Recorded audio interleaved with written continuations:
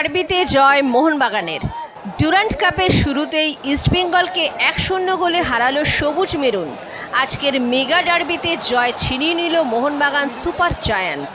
যুবভারতী ক্রীড়াঙ্গনে অনুষ্ঠিত 135তম ডুরান্ড কাপের উদ্বোধনী ম্যাচে ইস্টবেঙ্গল এফসিকে 1-0 গোলে পরাজিত করেছে মোহনবাগান।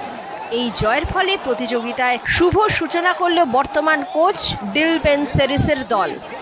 ম্যাচের প্রথমার্ধ গোলশূন্য থাকার পর দ্বিতীয়ার্ধের শুরুতেই 52 মিনিটে কাঙ্ক্ষিত গোলটি পায় মোহনবাগান। কিয়ান নাসেরির চমৎকার বল বাড়ানোর পরে বক্সের ভেতর থেকে ফাঁকা জালে বল ঠেলে দলের জয় নিশ্চিত করেন সাহাল আব্দুল সামাদ। পিছিয়ে পড়ার পর সমতা ফেরাতে মরিয়া আক্রমণ চালায় লাল হলুদ ব্রিগেড। নতুন সাইনিং দানি রামিয়েজ এবং বিষ্ণুরা বেশ কয়েকটি সুযোগ তৈরি করলেও মোহনবাগান গোলরক্ষক বিশাল কাইত অসাধারণ কিছু সেভ করে দলের জয় অক্ষুণ্ণ রাখেন। ম্যাচের শেষ মুহূর্তে ইস্টবেঙ্গলের একটি আক্রমণ পোস্টে লেগে প্রতিহত হয়।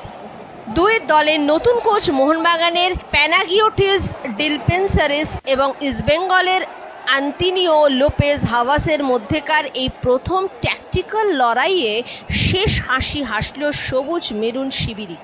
এই জয়ের সুবাদে ডুরান্ড কাপের গ্রুপ পর্বে নিজেদের অবস্থান বেশ শক্তিশালী করে তুলল মোহনবাগান।